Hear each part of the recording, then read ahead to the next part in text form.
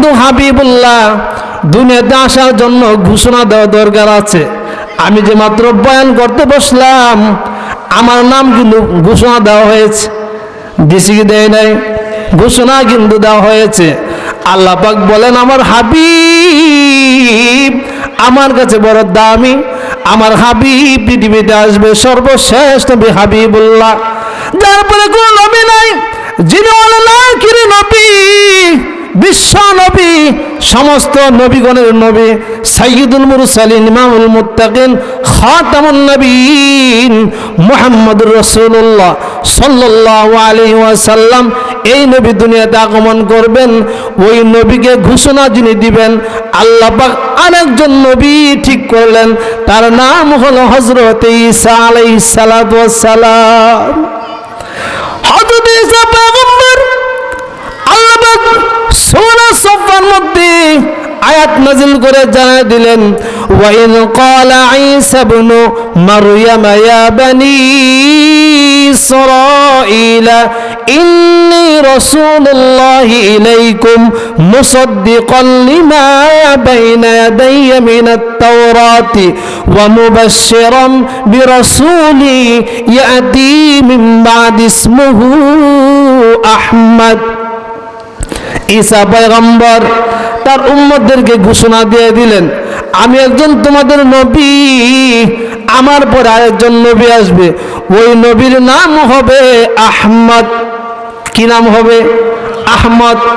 এই যে ঈসা পয়গম্বর আমার নবীর সুসংবাদ তাওরাত কিতাবের মধ্যে দিয়ে দিলেন, ওই ঘোষণা স্বয়ং আল্লাহ তার কোরআনের মধ্যে দিয়ে দিয়েছেন। বলেন সুবহানাল্লাহ। এই জন্য আল্লাহ পাক এই শেষ নবীকে দুনিয়াতে পাঠানোর পূর্বে ঘোষণাকারী যিনি, তিনি কে? হযরতে ঈসা আলাইহিস সালাতু ওয়াস সালাম। আল্লাহ পাক বুঝাইতে চাইলেন, আমি আমার হাবিবুল্লাহকে এত মহব্বত করি, এত ভালোবাসি, ওই হাবিবুল্লাহ আমি তার দুইটা নাম রাখছি।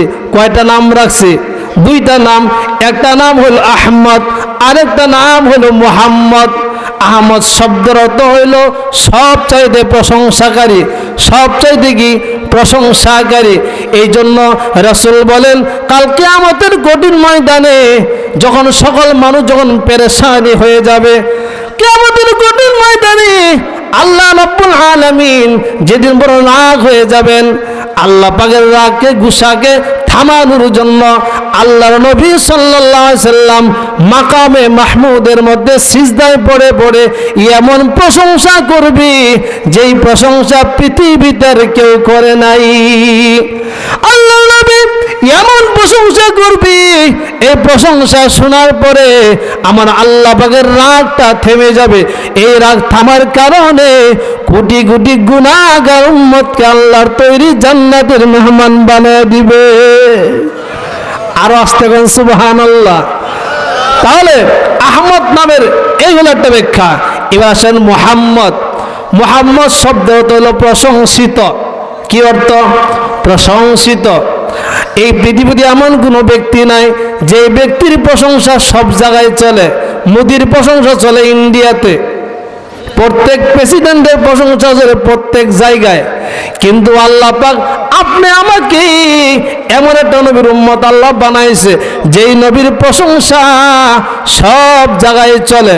আজান যখন হয়, আজানের মধ্যে মুয়াজ্জিন যখন ডাক দেয়, আশহাদু আন্না মুহাম্মাদার রাসূলুল্লাহ, আছে না নাই? বান্দা যখন নামাজে দাঁড়ায়, ওই নামাজের মধ্যে দুরূদ ইব্রাহিম পাঠ করে, সেখানে আমার নবীর নাম আছে না নাই? নামাজের মধ্যে আমার নবীর নাম।